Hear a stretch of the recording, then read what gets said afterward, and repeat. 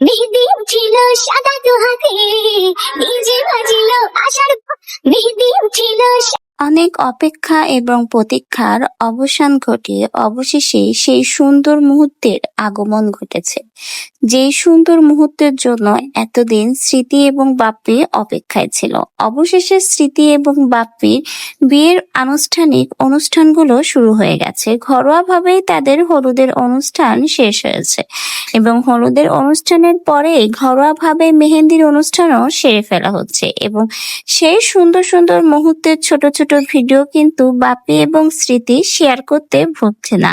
জানা যায় ঘরোয়া ভাবেই কিন্তু তাদের এবার এই বিয়ের অনুষ্ঠানটা সারা হবে। তারা চায় না ধুমধাম ভাবে তাদের বিয়ের অনুষ্ঠানটা হোক, কারণ নজরের একটা বিষয় আছে। বিশেষ করে স্মৃতির উপর অনেকেরই কুনজর আছে, অনেকেই চায় না স্মৃতি সুখী হোক। এজন্যই তারা ঘরোয়া ভাবেই কিন্তু হলুদের অনুষ্ঠান সেরে ফেলে।